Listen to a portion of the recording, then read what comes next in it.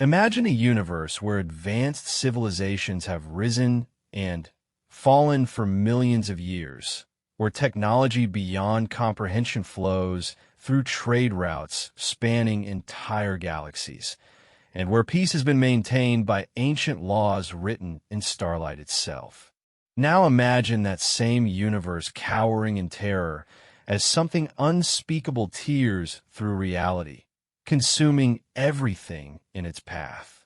When the great Zephyrian Empire, masters of time manipulation and dimensional engineering, sent out their final desperate transmission, a cosmic SOS that should have summoned the greatest military powers in known space. Silence was the only answer. When the crystalline Vorthack Collective, beings of pure energy who had transcended physical form eons ago, broadcast their plea for help across every frequency imaginable, the void responded with nothing but cold indifference. Species that had stood as guardians of the galaxy for millennia simply vanished without explanation. Fleets that could crack planets like eggs disappeared overnight. The most advanced civilizations in the universe, beings who considered themselves gods among mortals, were running scared from something that shouldn't exist. But there was one signal still broadcasting from the edge of known space, one small blue world that nobody had ever paid much attention to. A world where a young species had just learned to split the atom and was taking its first tentative steps into the darkness between stars. They called themselves humans, and they had a reputation for two things: being impossibly stubborn and showing up exactly when nobody expected them to. The cosmic SOS had gone unanswered by every great power in the universe. But humanity's battle fleet was coming, and they had no idea what they were flying into or what they were about to unleash upon an enemy that had never faced anything quite like them before. The first sign that something was terribly wrong came not as a scream or an explosion, but as silence. Commander Elena Vasquez stood on the bridge of the UES Defiance, watching her communications officer frantically adjust dials and check connections that had worked perfectly just moments before. "Ma'am, I'm getting nothing from the Proxima relay," Lieutenant Shin reported, his voice tight with confusion. "No response from Alpha Centauri Station either. It's like they just stopped talking." Elena frowned, her weathered face creasing with concern. In her 23 years of military service, she had never seen a complete communications blackout across multiple star systems. The human colonies were notorious for their chatter, constantly broadcasting everything from scientific data to entertainment programs across the growing network of human space. "What about the automated beacons?" she asked, moving closer to Chen's station. "That's the strange part, Commander. The beacons are still active and transmitting, but there's no one responding to them. No acknowledgement signals, no routine check-ins, nothing." Chen pulled up a holographic display showing the network of human settlements scattered across nearly 50 light-years of space. Normally, the display would be alive with green dots indicating active communication. Now, more than half showed the yellow warning lights of unconfirmed status. Elena's second-in-command, Major David Park, approached from the tactical station. His usual calm demeanor was replaced by barely concealed worry. "Commander, we're receiving something unusual. It's not coming from human space." "Put it through," Elena ordered, settling into her command chair. The bridge fell silent as speakers crackled to life with a sound unlike anything the crew had heard before. The transmission began as a low, harmonic hum that seemed to resonate through the ship's hull itself. Then came the voice, if it could be called that. It was beautiful and terrifying at once, like crystal wind chimes caught in a hurricane. The words were in no human language, but somehow everyone on the bridge understood them with perfect clarity. "Ancient protocols activate in desperation's hour.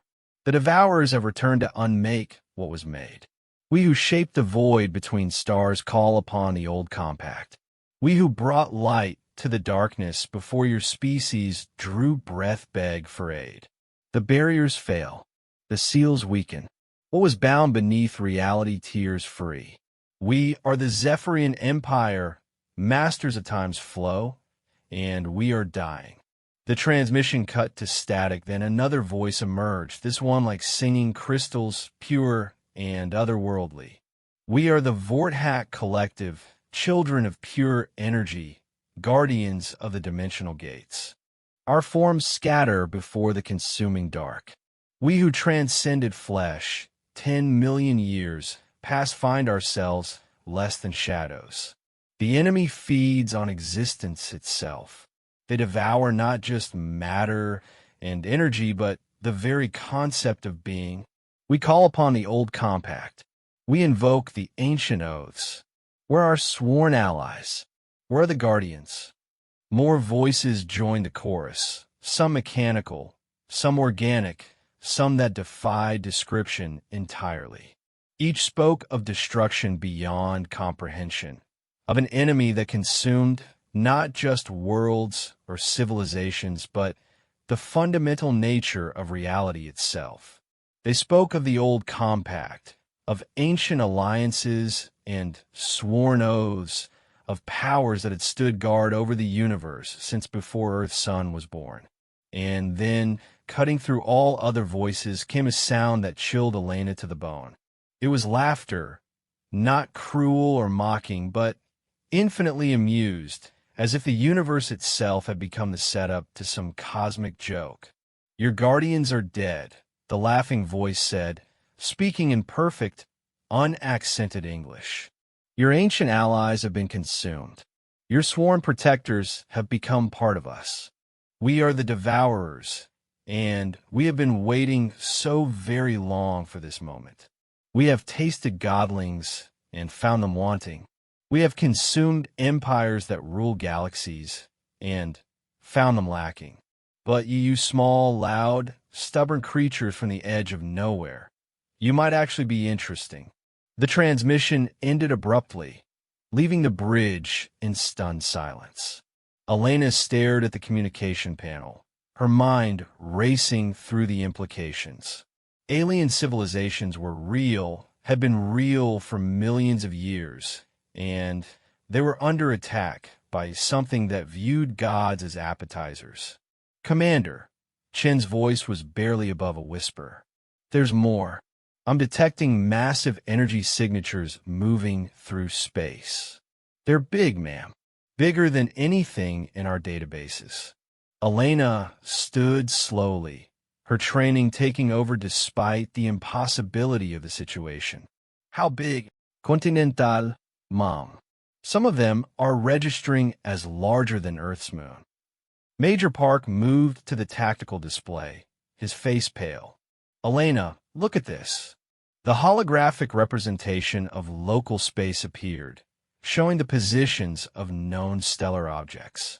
But now there are new contacts, dozens of them, moving between star systems at impossible speeds. Are those ships? Elena asked. If they are, they're unlike anything we've ever imagined. The energy output readings are, well, they're registering as comparable to stellar objects. These things are putting out as much power as small stars. Elena took a deep breath, feeling the weight of command settle heavier on her shoulders. The United Earthspace Command had sent her battle group to investigate unusual readings in the outer colonies. Instead, they had stumbled into what appeared to be a war between godlike aliens and something even worse. Sir, Communications Officer Chen spoke up again, his voice steadier now. I'm picking up another transmission. This one's different. It's using our emergency frequencies. From the colonies? No, ma'am. It's coming from deeper in space, from coordinates that don't match any human settlement. Chen paused, adjusting his equipment.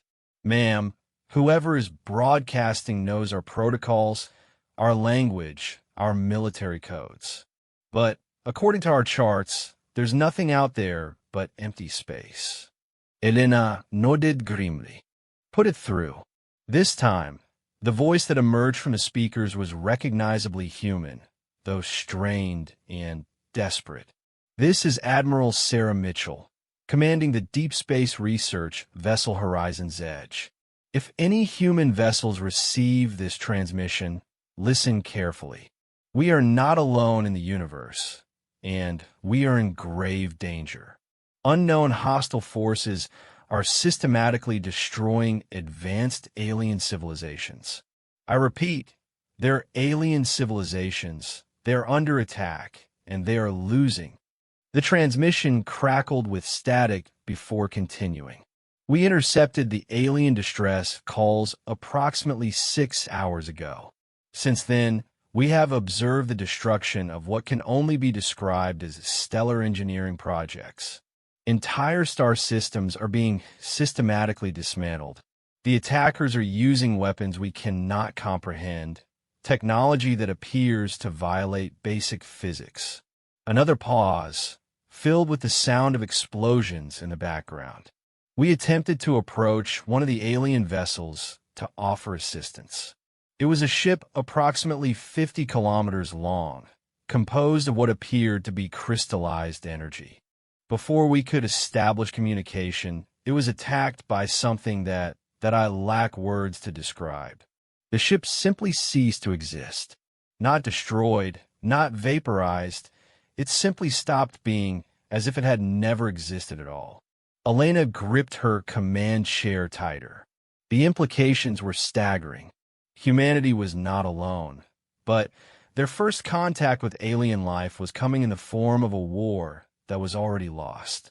We are currently hiding in the shadow of a dead planet, attempting to avoid detection while observing the enemy.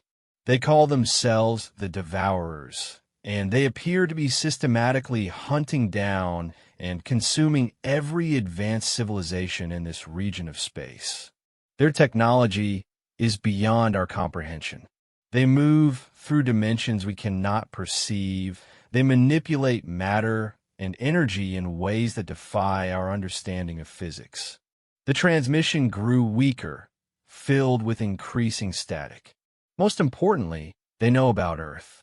They have identified humanity as a potential threat, though I cannot understand why. We are primitives compared to the civilizations they are destroying with ease. Yet something about us has caught their attention. A new voice joined the transmission, speaking in urgent, clipped tones. Admiral, long-range sensors show multiple contacts approaching our position. They found us. Admiral Mitchell's voice returned, now filled with grim determination. To any human forces receiving this transmission, do not attempt rescue. We are beyond help. Instead, I am transmitting all our observations and data about these entities. Study it. Learn from it. Find a way to fight them, because they are coming for Earth next. The transmission dissolved into static and screams before cutting out entirely.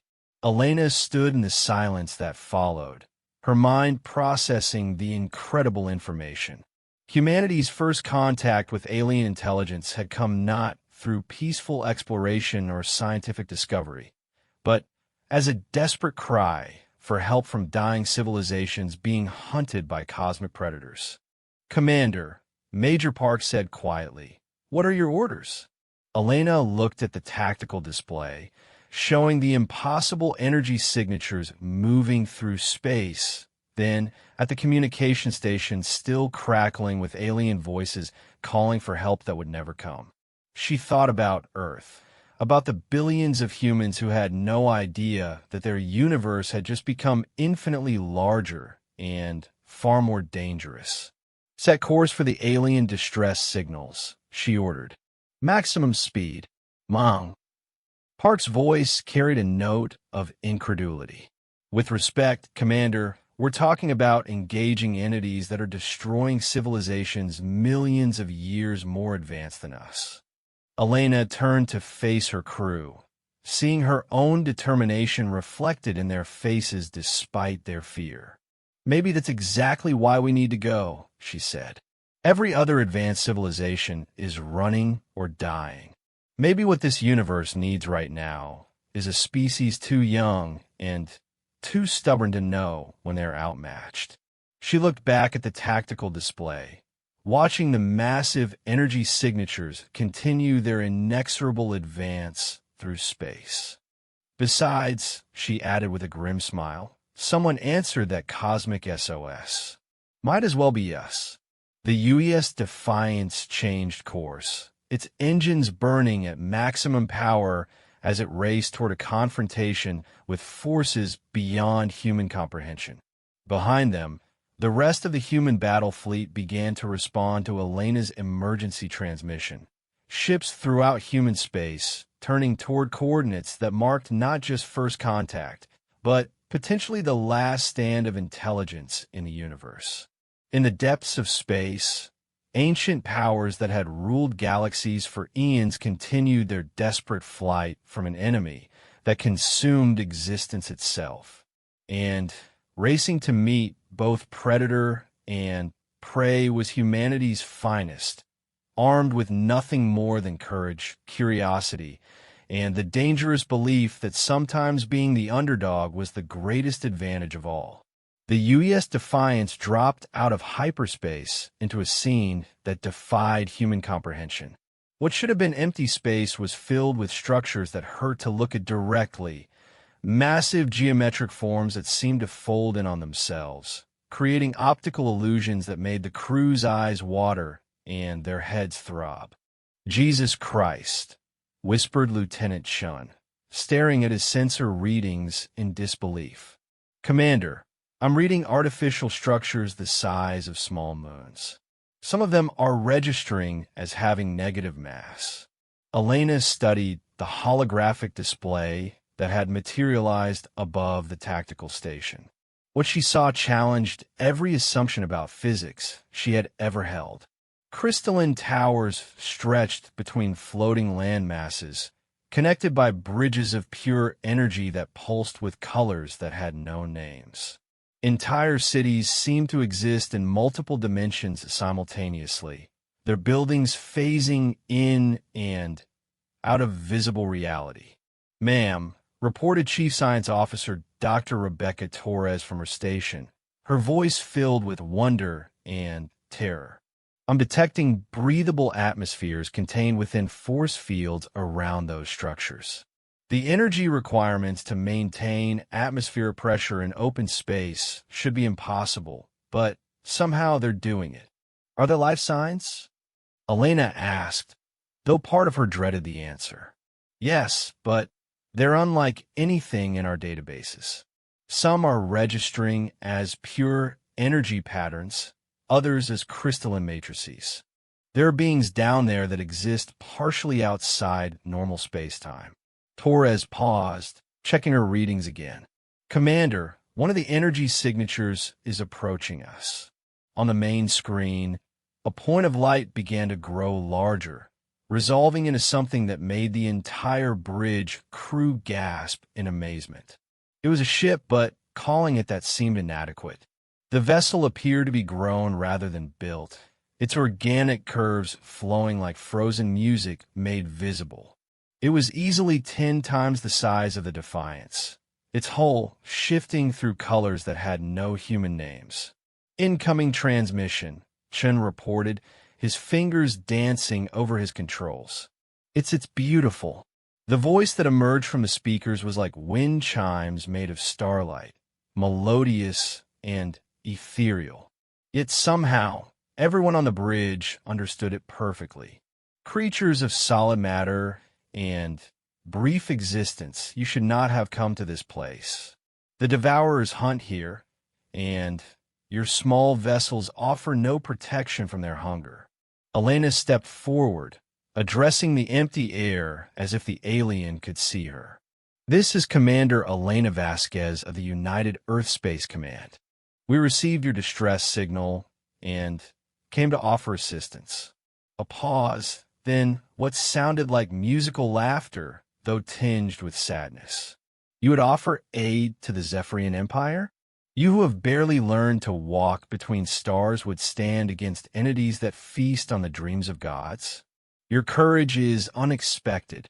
The alien vessel moved closer, and Elena could see movement within its translucent hull.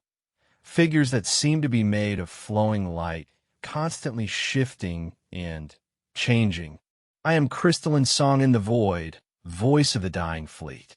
We are all that remains of an empire that once commanded time itself.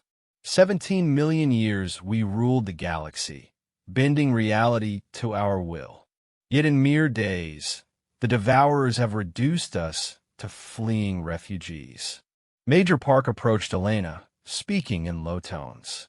Commander, I'm reading massive energy signatures throughout this region. Whatever happened here was recent and catastrophic. Elena nodded, then addressed the alien again. We may be young as a species, but we've survived by adapting to threats we don't understand. Tell us about these Devourers. What are we fighting?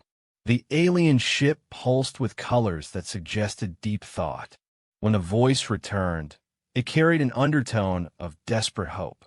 The Devourers are not from our reality. They exist in the spaces between dimensions, feeding on the fundamental forces that hold existence together. They consume not just matter and energy, but the underlying concepts that allow things to be real. When they devour a star, it is not simply destroyed, it is made to have never existed at all. Dr. Torres looked up from her readings, her face pale. Commander, I'm detecting quantum fluctuations that support what it's saying. Reality itself is unstable in this region. The basic constants of physics are fluctuating. Elena felt a chill that had nothing to do with the ship's temperature. How do you fight something that can erase existence itself? We do not know, Crystalline Song in the Void admitted. The greatest minds in the galaxy have tried and failed.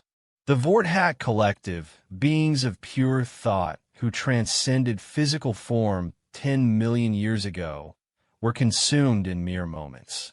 The mechanical overmind, an artificial intelligence that computed the movements of entire galactic clusters, simply stopped calculating when they touched its processing cores. The communication crackled with interference, and through the static came another voice, this one radiating crystalline harmonics that spoke directly to the mind rather than the ears. This is faceted thought of endless light of the Vorthack Collective. Few of us remain. We who once existed as pure consciousness now huddle in crude matter, hiding from entities that devour the very concept of thought itself. Elena straightened in her command chair. Both of your civilizations are millions of years old. You've faced threats we can't even imagine. What makes these devourers different? The two alien voices spoke in harmony, creating an effect that made reality itself seem to shiver. They learned, they said together. With each civilization they consume, they grow stronger, more complex. They have devoured empires that mastered death itself, absorbed the knowledge of species that could create universes in laboratory flasks. Each victory makes them exponentially more dangerous. Lieutenant Chun suddenly looked up from his station, his face filled with alarm. Ma'am, I'm detecting movement. Multiple contacts coming in fast. The main screen shifted to show deep space, and Elena felt her breath catch. In the distance, shapes were approaching that seemed to exist only partially in normal space. They flickered in and out of reality, sometimes appearing as massive geometric forms, other times as writhing clouds of darkness that hurt to perceive directly.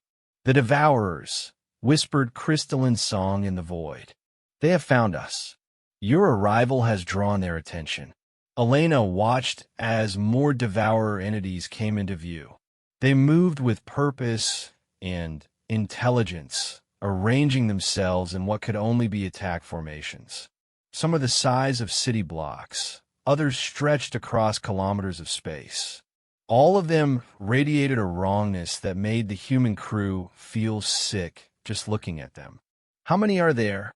Elena asked, though she wasn't sure she wanted to know the answer. "These are merely scouts," Faceted Thought of Endless Light replied. "The true Devourer fleet numbers in the thousands. They are already moving toward your homeworld, though they travel by paths we cannot follow or predict." Major Park approached Elena, his expression grim. "Commander, we're outgunned by orders of magnitude. Our weapons weren't designed to fight entities that exist outside normal physics." Elena studied the tactical display, her mind working furiously. The approaching Devourer forces were clearly beyond anything humanity had ever faced. Their own weapons, powerful as they were by human standards, seemed laughably inadequate against entities that could erase matter from existence. But something nagged at her, a detail from the alien communications that didn't quite fit.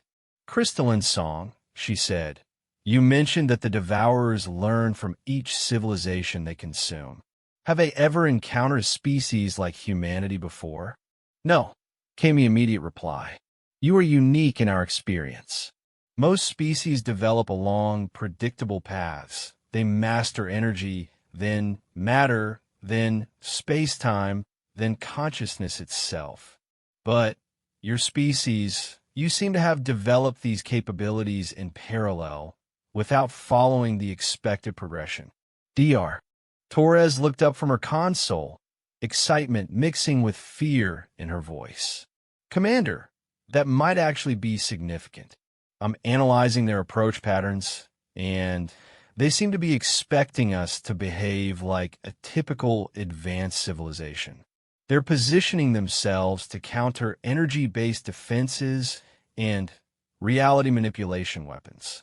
Elena felt a spark of hope. "But we don't have those capabilities. We're still using kinetic weapons and chemical explosives." "Precisely," Torres continued. "Their defensive positioning might actually make them more vulnerable to primitive attacks they're not expecting." The alien voices spoke again, this time with what sounded like surprise. "You would attempt to fight them with crude matter-based weapons, projectiles, and chemical reactions?" "It's what we have," Elena said simply. "Sometimes the best tool for the job is the one your enemy isn't expecting." On the screen, the Devourer scouts had finished their formations and were beginning their approach.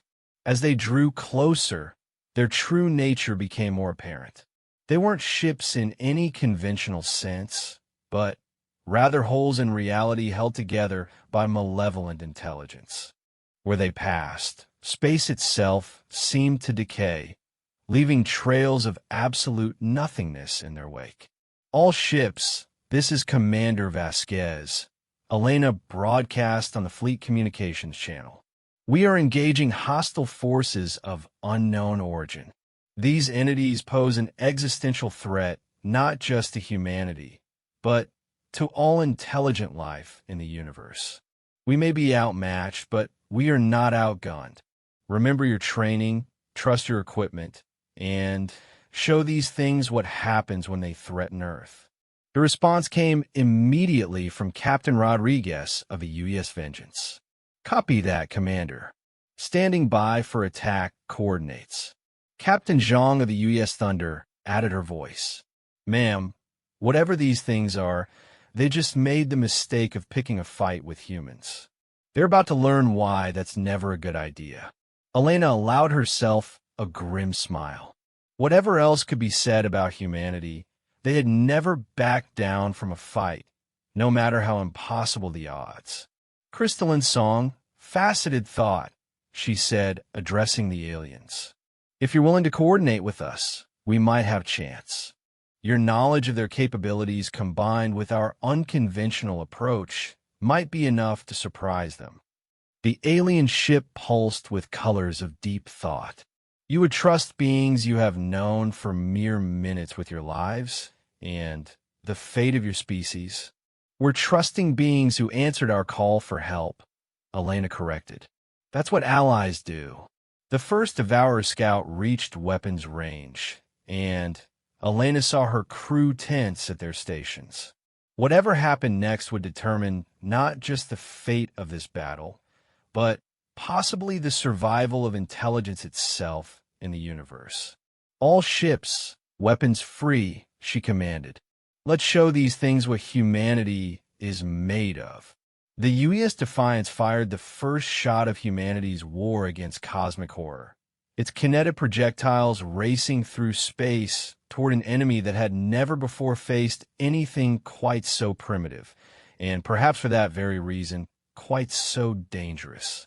The first human kinetic round struck the lead Devourer scout with the force of a tactical nuclear weapon. For a brief moment, absolutely nothing happened. The massive entity continued its approach, seemingly unaffected by the projectile that should have vaporized any conventional spacecraft. Then, something extraordinary occurred. The Devourer began to flicker. Parts of its impossible geometry started phasing in and out of reality, as if the simple physical impact had somehow disrupted its ability to maintain coherent existence in normal space. "What the hell?" muttered Major Park, staring at the tactical display in disbelief. Dr. Torres was already analyzing the sensor data, her fingers flying over her controls. "Commander, the kinetic impact seems to have caused some kind of dimensional instability in the entity. It's having trouble maintaining its phase variance." Lieutenant Shun looked up from communications, his face filled with amazement. "Ma'am, I'm receiving transmissions from the alien vessels. They're excited." The voice of crystalline song in the void filled the bridge, but instead of the previous tone of resigned despair, it now carried notes of wonder and something that might have been hope. "Impossible. Your primitive projectile has disrupted the Devourer's dimensional anchoring. In 17 million years of warfare, we never considered that crude kinetic force might affect their phase coherence." Elena felt a surge of adrenaline. "All ships, focus fire on the damaged scout. Let's see if we can finish what we started." The human battle fleet responded instantly. The UES Vengeance, Thunder, and Retribution opened fire with their main batteries, sending streams of kinetic projectiles, missiles, and energy beams toward the wounded Devourer. The entity, still struggling to maintain its existence in normal space, was unable to employ whatever defensive measures it normally used. The barrage struck home with devastating effect. Each impact caused more dimensional instabilities, and the Devourer began to lose coherence entirely. With a sound like reality itself screaming, the entity collapsed in on itself and vanished, not consumed or destroyed, but simply ceasing to exist. The bridge of the Defiance erupted in cheers, but Elena quickly raised her hand for silence. "Don't celebrate yet. That was just one scout, and we've probably just made them very angry." Her words proved prophetic. The remaining Devourer scouts suddenly shifted their formations, abandoning whatever standard attack pattern they had been using. These entities had consumed civilizations for eons, and they learned quickly from each encounter. They would not be caught off guard twice. "Commander," Dr. Torres called out, her voice tense with concentration. "I'm analyzing the sensor data from that attack. I think I understand what happened. The Devourers exist primarily in higher dimensions, only partially manifesting in our reality. Their defenses are designed to counter energy-based attacks and exotic matter manipulation, the kinds of weapons advanced civilizations use. But our kinetic weapons, Elena prompted, they're purely three-dimensional. When a physical projectile strikes them, it creates a cascade effect that forces them to either fully materialize in our dimension or retreat to theirs. Either choice makes them vulnerable. Major Park nodded grimly. So we can hurt them, but only if we can hit them, and only while they're trying to exist in our space. On the main screen, the remaining Devourer scouts had completed their tactical adjustment. Now they approached in a completely different pattern, flickering rapidly between dimensions to make targeting nearly impossible. Worse, larger shapes were beginning to appear at the edge of sensor range. The main Devourer force was arriving. Crystalline song, Elena called out, "Can your people target them while they're phasing?" "We cannot. Our weapons are designed to affect reality at quantum levels. The Devourers have consumed too many of our kind. They have learned to defend against such attacks. But your crude projectiles..." The alien voice carried a note of something that might have been admiration. "They cannot prepare for weapons they do not understand." Elena studied the tactical display, her mind working furiously. The approaching Devourer force was massive. Dozens of entities, some the size of asteroids, others stretching across vast distances of space. The human fleet, even with their newfound tactical advantage, was hopelessly outnumbered. But humanity had never won through superior numbers or technology. They won through stubbornness, creativity, and the ability to think outside conventional parameters. Dr. Torres, Elena said, "What's the maximum velocity our kinetic weapons can achieve?" "Under normal circumstances, about 12% of light speed.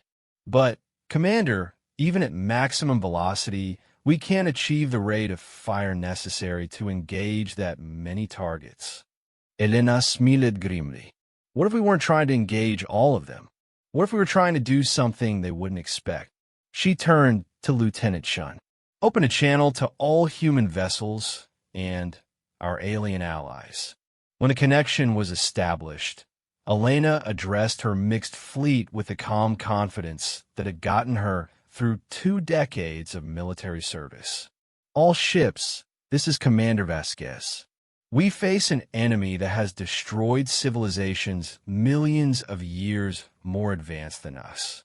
They expect us to fight like an advanced species, energy weapons, exotic matter manipulation, reality warping.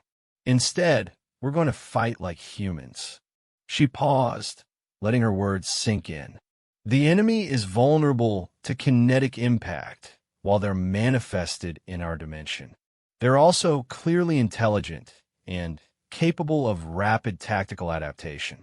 So we're going to give them something to adapt to while we set up the real attack." Captain Rodriguez's voice came through the comm. "What did you have in mind, Commander?" "We're going to ram them." The silence that followed was profound.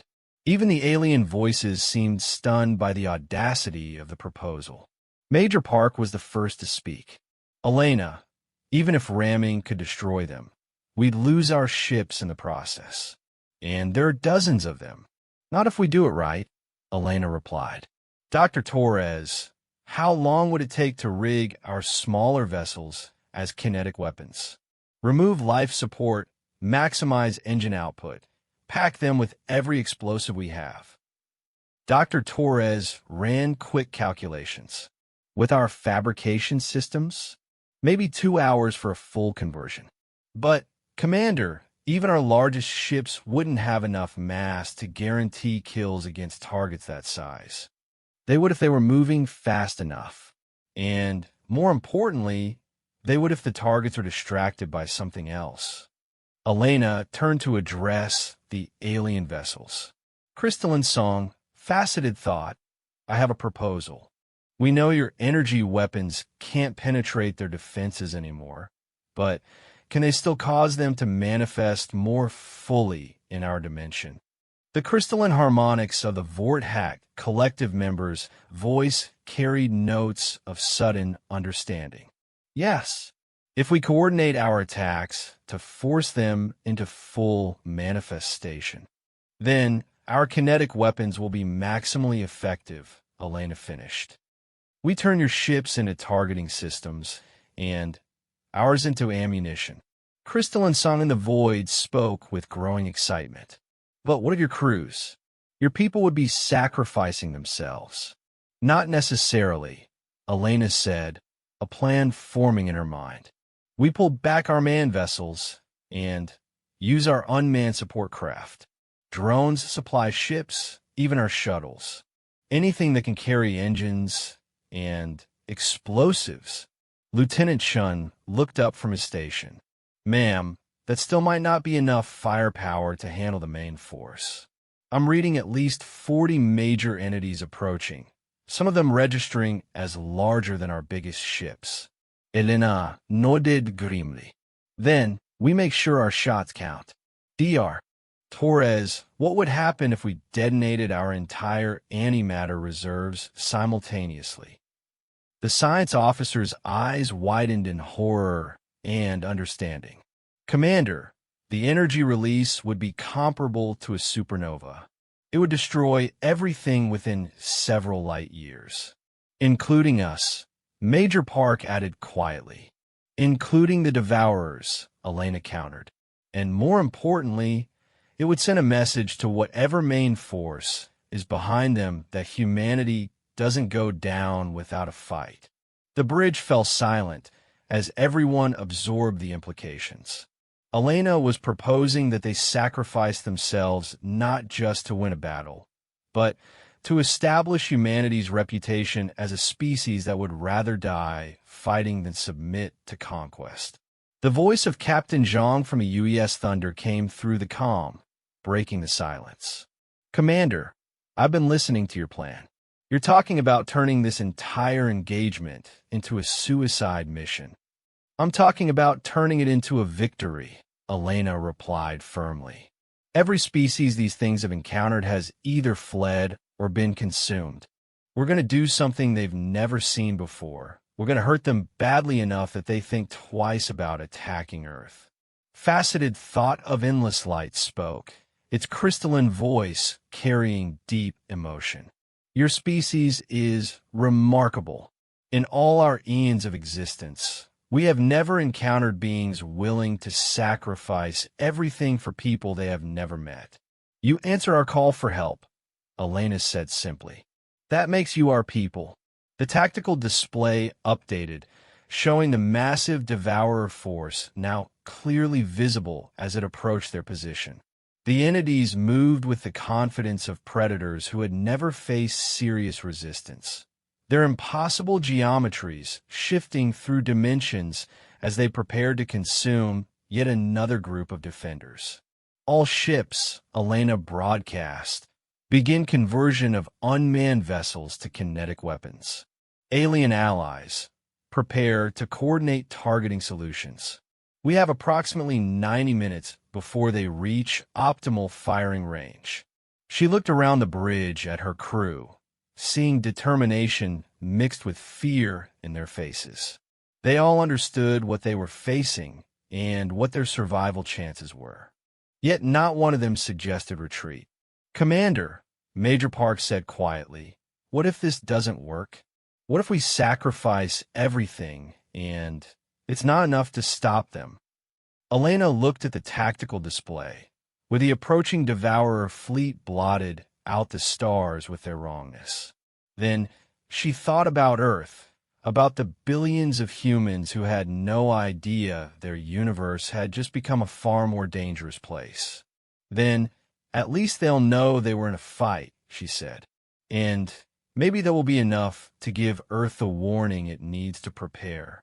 The human and alien vessels began their desperate preparations, racing against time to ready a defense that was equal parts desperate gamble and calculated sacrifice.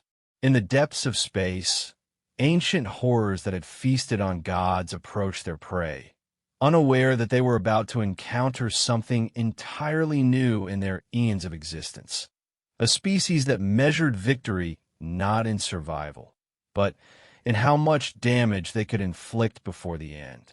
The conversion process proceeded with military efficiency born of desperation. Throughout the human fleet, Crews worked frantically to transform their support vessels into kinetic weapons of unprecedented destructive power. Supply ships had their cargo holds packed with every explosive device available, their engines modified to achieve maximum velocity before impact. Shuttles were stripped of life support and loaded with antimatter charges. Even maintenance pods were rigged with shaped charges designed to penetrate exotic matter. Dr. Torres coordinated the technical aspects while Major Park handled tactical deployment. Elena watched their progress on the bridge displays, noting the approaching Devourer fleet's estimated arrival time with grim satisfaction. They would be ready, barely. "Commander," Lieutenant Chun called out, "I'm receiving transmissions from the Zephyrian and Vorthack vessels. They're coordinating their targeting systems with ours." On the main screen, the alien ships had arranged themselves in a complex formation that created geometric patterns too intricate for human eyes to fully process. Lines of energy began connecting the vessels, forming what appeared to be a massive three-dimensional mandala spanning several cubic kilometers of space. Crystalline song in the void's melodious voice filled the bridge. "We have linked our consciousness networks. What one of us perceives, all perceive. What one targets, all can target. We will force the Devourers to manifest fully in your reality, making them vulnerable to your kinetic weapons." Faceted thought of endless light added its crystalline harmonics to the communication. "Your plan is audacious beyond measure. In 10 million years of existence, we never considered using crude matter as a weapon against entities that transcend physical reality. You have given us hope where none existed." Elena nodded, though she doubted the aliens could see the gesture. "Hope is what we're good at. That, and hitting things very hard when they threaten our friends." The tactical display updated again, showing the lead elements of the Devourer force now close enough for detailed scanning. What the sensors revealed challenged Elena's sanity. The entities weren't just large, they were wrong in fundamental ways. Some appeared to exist in multiple spatial dimensions simultaneously, their forms twisting through angles that shouldn't exist. Others seemed to be composed of negative space, voids in reality held together by malevolent will. "My God," whispered Dr. Torres, staring at her readings. "Commander, some of these entities are showing impossible mass readings. Several are registering as having more gravitational influence than they should possess, even given their size. They consume matter and energy," Major Park observed. "Maybe they're denser than anything natural." "No," Torres shook her head, her voice filled with growing horror. "That's not it. According to these readings, some of them have negative mass. They're not consuming matter and energy in the conventional sense. They're consuming the fundamental forces that make matter and energy possible." Elena felt a chill that had nothing to do with the ship's atmosphere. The implications were staggering. They weren't just fighting creatures that could destroy civilizations. They were fighting entities that could unmake the basic laws of physics that allowed anything to exist. "Commander," Chen's voice carried new urgency. "The lead elements are changing course. They're heading directly for us. All of them." Elena studied the tactical display with growing alarm. The entire Devourer force had abandoned its previous formation and was converging on their position with obvious intent. These entities had clearly identified the human fleet as the primary threat. "They've figured out we can hurt them," she said grimly. "They're going to try to eliminate us before we can coordinate with our alien allies." The lead Devourer entity was now close enough to be seen directly on the main screen. Elena stared at it with a mixture of fascination and revulsion. The thing defied description, part geometric impossibility, part writhing shadow, part whole in reality. As she watched, smaller entities detach from its mass, and began racing toward the human fleet at incredible speed. Incoming hostiles, Major Park reported. Fast attack variants. They'll reach us in approximately 8 minutes. Elena made a quick decision. All ships, implement plan Forlorn Hope. Begin ramming runs immediately. Ma'am, Park protested. The main conversion isn't complete. We'll be going in with half our kinetic weapons still under construction. If we wait for full readiness, there won't be anyone left to use them, Elena replied. Sometimes you have to fight with what you have, not what you want. The UES Defiance shuddered as its first converted shuttle launched, accelerating at maximum burn toward the approaching fast attack Devourers. Elena watched its progress on the tactical display, noting the impossibly high velocity the small craft was achieving. The modifications had worked. The shuttle was approaching nearly 15% of light speed. Alien vessels are commencing targeting sequence, Chen reported. They're bracketing the lead fast attack elements with some kind of dimensional anchoring beam. On the screen, brilliant streams of energy lanced out from the alien formation, striking the approaching Devourers with weapons that existed partially outside normal space. The effect was immediate and dramatic. The entities suddenly became fully visible, their shifting, impossible forms solidifying into shapes that human eyes could actually process. Now, Elena commanded. The first human shuttle struck its target with the force of a stellar collision. The Devourer entity, forced into full manifestation in normal space, had no defense against such a crude yet devastating attack. The explosion lit up local space like a newborn star as the shuttle's antimatter charges detonated on impact. When the glare faded, the Devourer was simply gone, not destroyed or dispersed, but completely absent, as if it had never existed. More shuttles followed, each one guided by increasingly precise targeting data from the alien vessels. The fast attack Devourers, caught between the dimensional anchoring beams and the kinetic weapons they had no defense against, began falling in rapid succession. But Elena knew this success was temporary. The main Devourer force was adapting even as they watched, changing formation and tactics in response to this unexpected resistance. More importantly, their numbers were overwhelming. "How many more converted vessels do we have?" she asked Major Park. 17 shuttles, 4 cargo haulers, and 2 maintenance ships, he replied.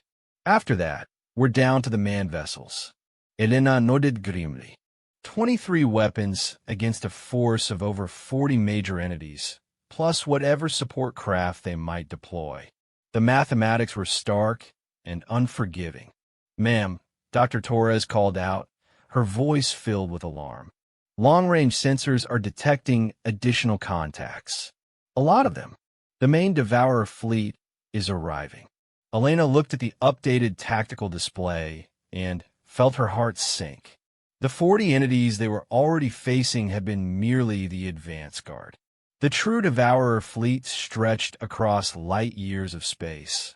Hundreds of entities of various sizes, all converging on their position. "There are too many," Major Park said quietly. "Even if every shot kills one of them, we can't take out more than a fraction of their forces."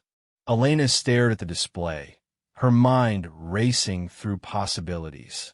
The original plan had been desperate enough.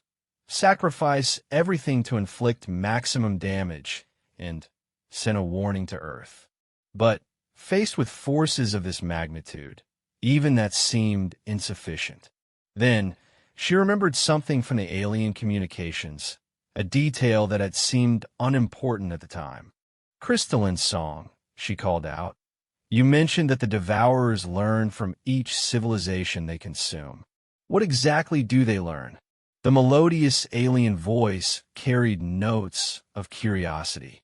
"They absorb knowledge, technology, even the fundamental approaches to existence that each species develops." "Why do you ask?" "Because," Elena said, a desperate plan forming in her mind. Maybe the solution isn't to fight them. Maybe it's to teach them something they can't absorb. I don't understand. Faceted thought of endless light interjected.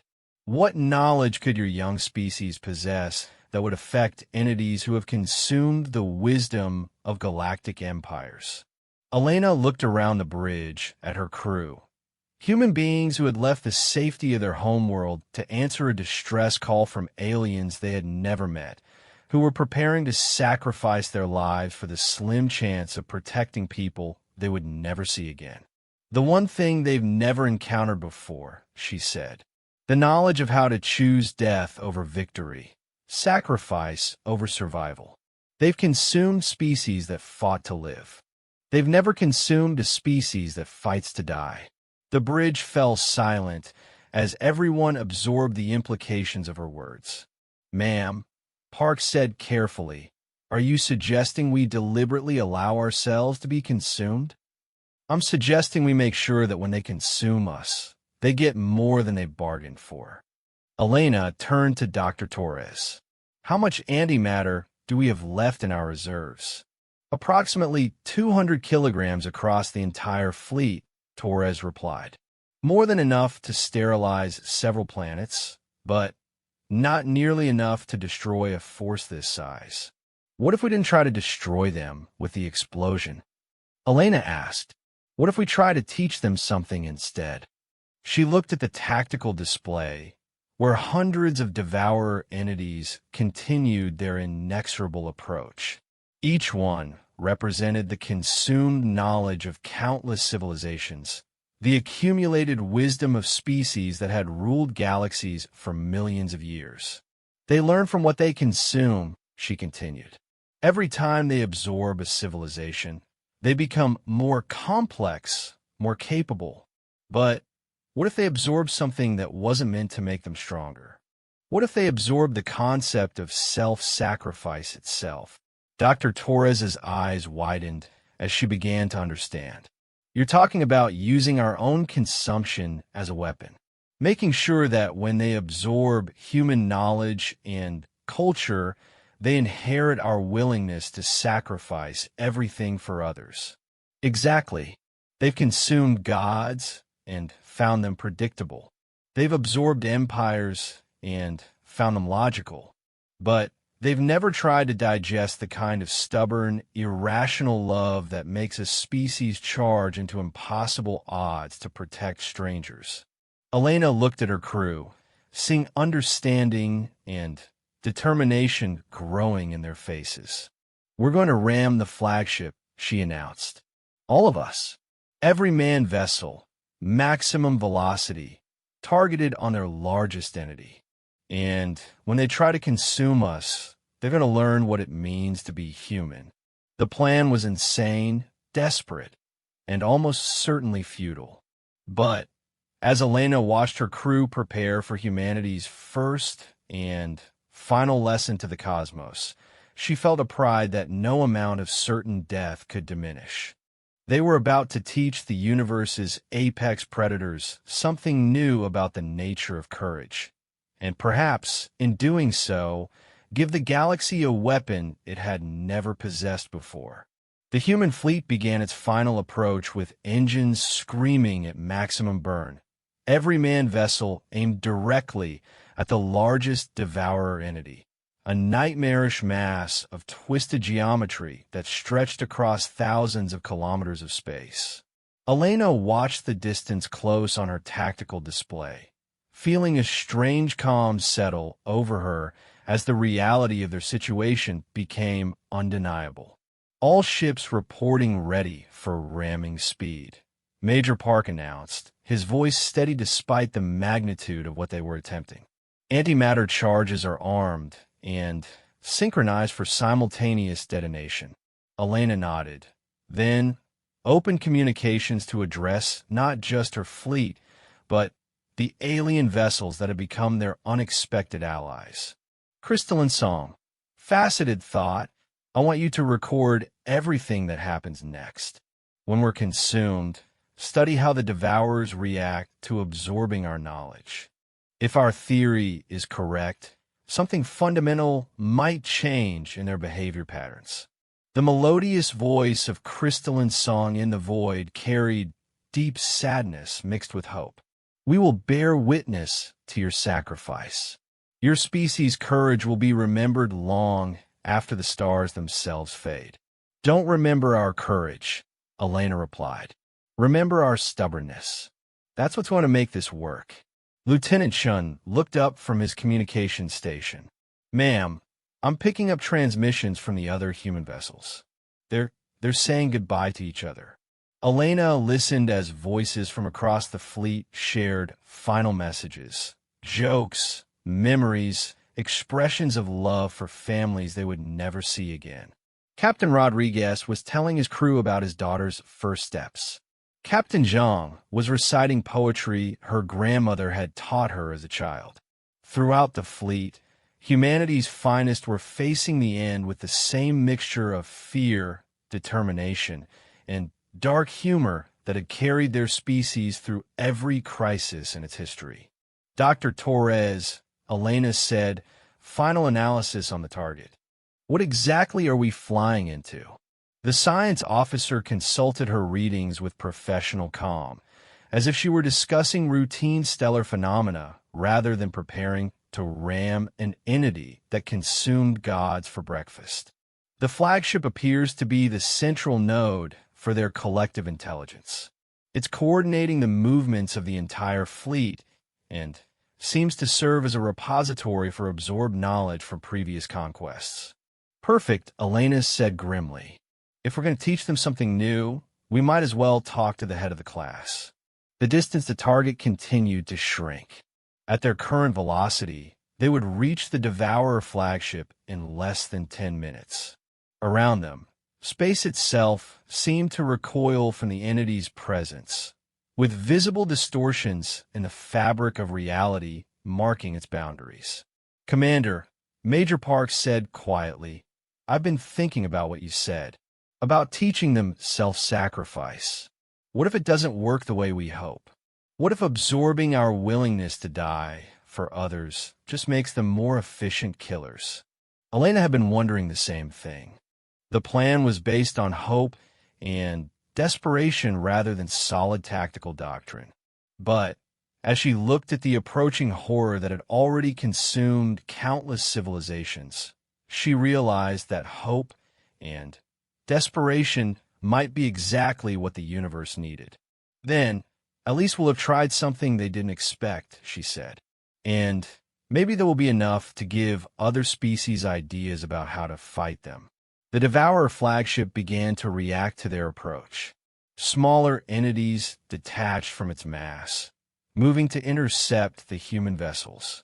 But instead of the fast attack variants they had faced before, these were different, larger, more complex, radiating an intelligence that was clearly focused on capture rather than destruction. They want to take us alive, Dr. Torres observed. They're trying to minimize damage to our vessels and crews. Of course they are, Elena realized. They learn more from consuming living minds than dead ones. They want to absorb our knowledge while we're still conscious to provide context. The implication sent chills through the crew. The Devourers weren't planning a quick death. They intended to slowly consume their minds while keeping them aware of the process. All ships, prepare for emergency acceleration, Elena commanded. They're trying to capture us. Don't let them. The human vessels push their engines beyond safe limits, racing to reach ramming speed before the interceptor entities could stop them. The U.S. Defiance shuddered as its engines approached catastrophic overload, but Elena held course directly toward the flagship center of mass. Contact in 60 seconds, Park announced. Elena opened a final communication channel. This is Commander Elena Vasquez to all vessels. It has been an honor serving with you. Remember, we're not dying here today. We're teaching. And the lesson is this. Sometimes the only way to win is to refuse to lose on their terms. The interceptor entities reached them with 30 seconds to spare. Elena felt the ship lurch as alien forces attempted to drain their velocity and pull them into some kind of containment field. But the human engines, pushed beyond all rational limits, continued to drive them forward. "They're trying to slow us down," Chen reported. "But our momentum is too great. We're going to hit." Elena gripped her command chair and spoke her final words as a starship captain. "Then, let's make it count." The UES Defiance struck the Devourer flagship at nearly 20% of light speed, its antimatter charges detonating microseconds after impact. The other human vessels followed in rapid succession, each one adding their destruction to a growing chain reaction that tore through the flagship's impossible geometry. But instead of simply dying in the explosions, Elena found herself experiencing something far stranger. As the antimatter tore through both ship and entity, she felt her consciousness being drawn into something vast and alien, the collective intelligence of the Devourer network. For a terrifying moment, she was aware of the scope of their enemy. The Devourers existed across multiple dimensions, their true form spanning realities that human minds couldn't process. They had indeed consumed thousands of civilizations, absorbing not just knowledge, but the fundamental ways those species understood existence itself. And they were learning from humanity, even as the explosions consumed both fleets. Elena felt alien minds probing her memories, trying to understand what had driven her species to this desperate act. They absorbed her knowledge of human history, the wars, the sacrifices, the countless times individuals had chosen to die rather than surrender their principles. They consumed her understanding of concepts like honor, duty, and love. But as they absorbed these concepts, something unexpected happened. The human capacity for self-sacrifice wasn't just knowledge to be cataloged. It was a fundamental way of processing reality that began to conflict with the Devourer's core nature. Elena felt their collective consciousness recoil as it encountered the concept of choosing others' welfare over one's own survival. The idea was so foreign to entities that existed purely to consume that it created a kind of philosophical virus within their network. She sensed confusion spreading through their collective intelligence as they tried to reconcile their nature as consumers with the human understanding of sacrifice as the highest virtue.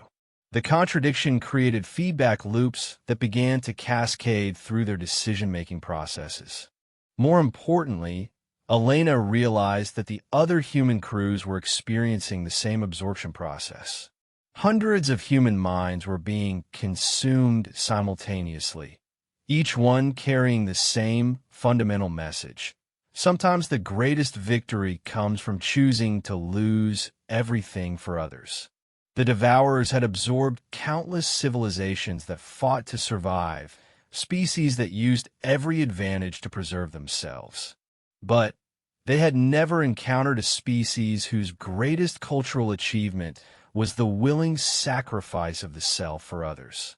As Elena's consciousness began to fade, she felt the enemy network struggling with concepts it couldn't digest. The human understanding of heroism, of choosing death over dishonor, of protecting strangers at the cost of one's own life. These ideas were spreading through the Devourer collective like a disease. She sensed panic beginning to ripple through their network as they realized what was happening. They had consumed human knowledge, but in doing so, they had infected themselves with human values. The contradiction between their nature and humanity's core beliefs was creating systemic failures throughout their collective intelligence. Elena's final thought, as her individual consciousness dissolved into the cosmic background, was a moment of grim satisfaction. They had done more than hurt the enemy. They had fundamentally changed it.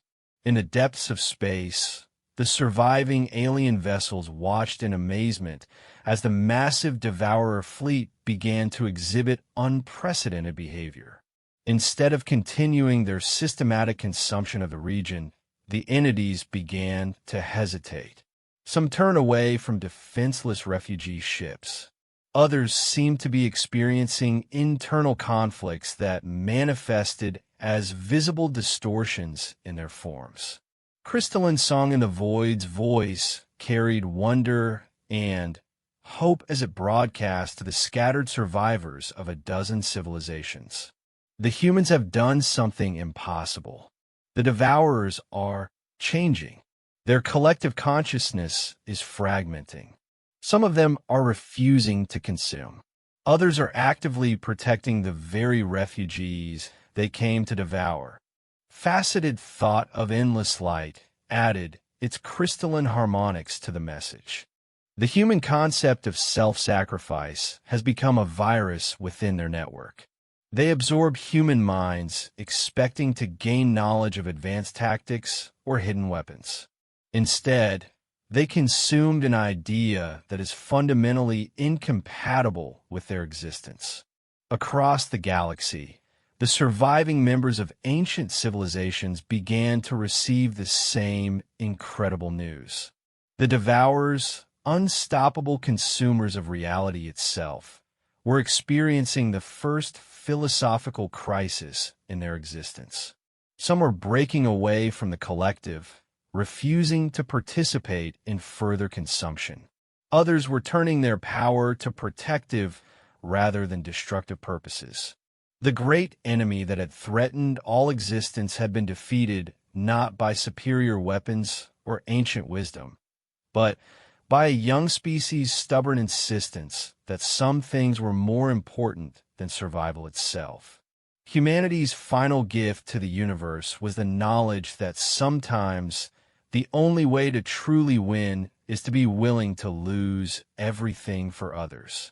It was a lesson that would reshape the galaxy for eons to come, all because a species that barely knew how to walk between stars decided that answering a cosmic SOS was more important than their own survival. In the end, the universe learned that the most dangerous weapon isn't technology or power. It's the willingness to sacrifice everything for strangers, armed with nothing more than the unshakable belief that some things are worth dying for. The cosmic SOS had been answered, not by the galaxy's mightiest powers, but by its newest and most stubborn children. And in their sacrifice, they had given all intelligent life something it had never possessed before, proof that love could triumph over entropy itself.